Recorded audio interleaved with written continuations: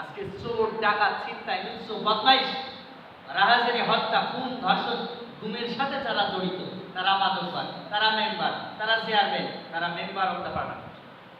কথাকে অস্বীকার করার সুযোগ আছে না।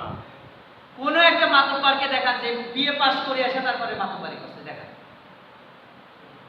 অমুক মাতব্বর বিএ পাস, ডিগ্রি কমপ্লিট করছে, মাস্টার্স কমপ্লিট করছে, এরকম দেখান একজনকে? নাই। ঘাড়ের থেকে কুদাল ফেলে দিয়ে জোরে কথা বলছে মাতব্বর, ঘাড়ের থেকে কুদাল ফেলে দিয়ে জোরে কথা বলছে, আর তারা মাতব্বর বানাই দিচ্ছে সমাজের লোকে। এখন এই বালছাল দিয়া সমাজে কোনো উন্নয়ন হবে না, বরং সমাজে যত অবনতি, অবক্ষয়, কিয়ামতের আগ মুহূর্তে যত কর্মকাণ্ড এদের মাধ্যমে সংগঠিত হওয়া সম্ভব, যেহেতু এরা মাইক্রো, ঠিক কিনা? আজকে যদি আমরা শিক্ষিত পার্সনকে এই জায়গাতে রাখতে পারতাম, তাহলে জায়গাগুলো অনেক ডেভেলপ হতো, অনেক পরিবর্তন হতো। কিন্তু আমরা এই জায়গাগুলোতে তাদেরকে রাখতে পারি না। আমরা কোনো গ্রাজুয়েট কমপ্লিট করা কোনো ব্যক্তিকে আমরা তার ফতুয়া দিয়েছি, দেখো তুমি শিক্ষিত ছেলে, তুমি আর এর মধ্যে এসো না। ভাই, শিক্ষিত ছেলে আসবে না তো তুমি মাঠের থেকে আসবা। তুমি জানো সমাজের কিছু, কি জানো বলো? সমাজের কি জানো? হতে পারে যদি বংশ পরম্পরায় একজন চেয়ারম্যানই করতেছে, তাইলে কিন্তু কিছু না হলেও কিছু জানা থাকে, তা তো দেখি না, তাও তো নাই। উদয় ঘাড়ের থেকে ফেললেন, জোরে কথা বললেন, সমাজের লোকেরা বললো, বারে অমুক তো ভালো রে, খুব জোরে কথা বলেছে, যেতে ওর মাতব্বর বানাই। তো যখন এই বালরে মাতব্বর বানাইছেন, ওর কাজও বালমা, ওর কাজ ভালো শেড লেভেলের কাজ করতে পারে না, এটা অসম্ভব।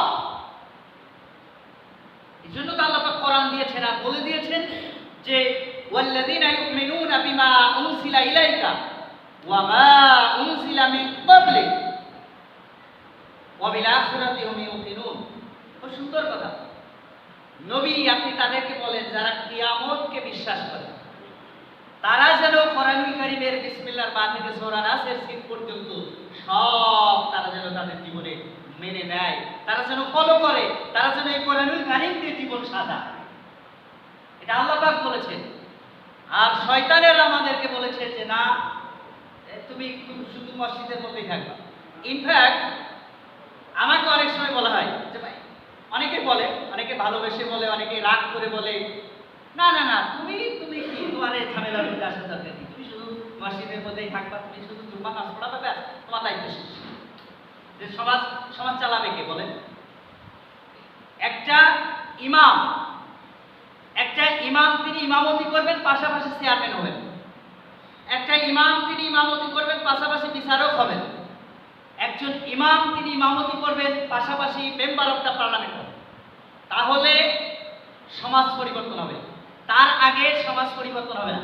আপনারা অবাক হয়ে যাবেন যে সৌদি আরবের যিনি প্রধান ইমাম আব্দুর রহমান আস-সুদাইস, এই বেচারার এত ফ্যান ফলোয়ার, আমি নিজেও তো তার ভক্ত, তার তেলাওয়াত শুনি, এবং তার তেলাওয়াত যখন আপনি শুনবেন তখন মনে হবে কোরআন এই মাত্র এই মুহূর্তে কেবল নাজিল হচ্ছে। জোরে বলেন সুবহানাল্লাহ। আমাদের এলাকায় আমরা যখন সালাত আদায় করাই, যখন নামাজ পড়াই, তখন কেরাত যদি একটু লম্বা হয় মুসল্লিদের খুব খারাপ লাগে, মানে অত সুন্দর লাগে না। আর ওখানে যদি এক পারাও পরে আপনার সুন্দর লাগে।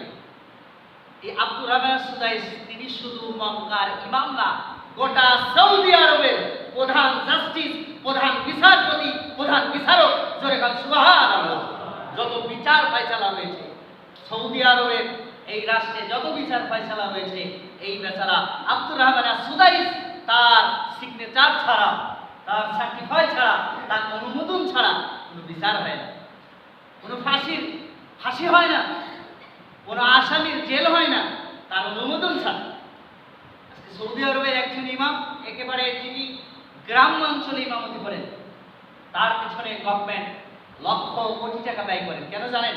তিনি তো শুধু ওই এলাকার ইমাম না, তার একটা দায়িত্ব দিয়ে দিয়েছে, বিশাল এলাকা তিনি কন্ট্রোল করেন।